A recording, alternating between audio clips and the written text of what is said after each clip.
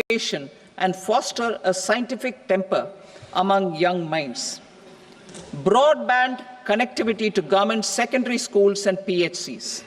Broadband connectivity will be provided to all government secondary schools and primary health centers in rural areas under the BharatNet project. Bharatiya Bhasha Pustak scheme. We propose to implement a Bharatiya Bhasha Pustak scheme to provide digital form Indian language books for schools and for higher education. This aims to help students understand their subjects better and in their language.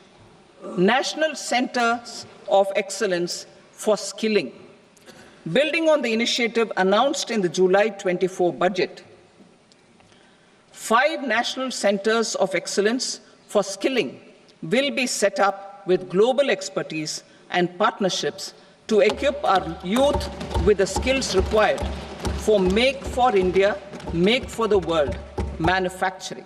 The partnership will cover curriculum design, training of trainers, and a skills certification framework and periodic reviews. Expansion of capacity in IITs. Total number of students in 23 IITs has increased 100% from 65,000 to 1.35 lakh in the past 10 years.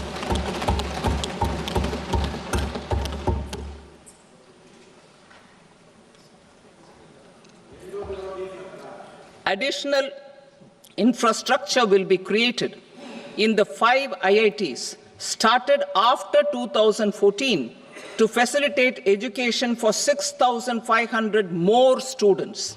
Hostel and other infrastructure capacity at IIT Patna will also be expanded.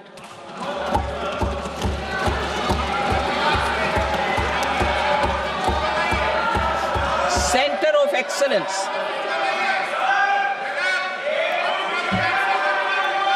Center of Excellence in AI for Education. I had announced 3 centers of excellence in artificial intelligence for agriculture, health, and sustainable cities in 2023.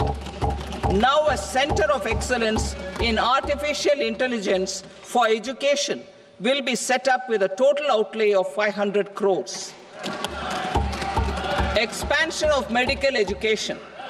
Our government has added almost 1.1 lakh undergraduate and postgraduate medical education seats in 10 years, an increase of 130%. In the next year, 10,000 additional seats will be added in medical colleges and hospitals towards the goal of adding 75,000 seats in the next 5 years. Daycare cancer centers in all district hospitals. Our government will facilitate setting up of daycare cancer centers in all district hospitals in the next 3 years. 200 centers will be established in 25-26 itself. Strengthening urban livelihoods. Our government has been giving priority to assisting urban poor and vulnerable groups. A scheme for socio-economic upliftment of urban workers will be implemented to help them improve their incomes, have sustainable livelihoods, and a better quality of life. PM Swanidhi scheme has benefited more than 68 lakh street vendors, giving them respite from high-interest informal sector loans.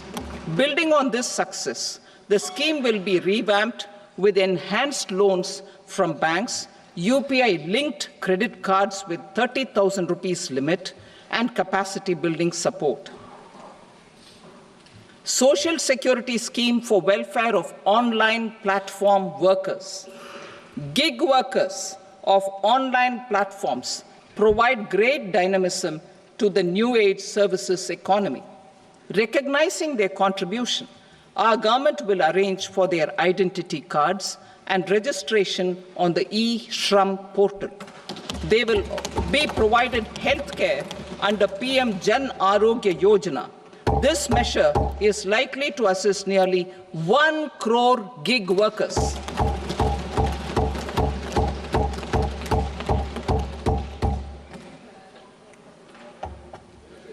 Investing in the economy, public-private partnership in infrastructure.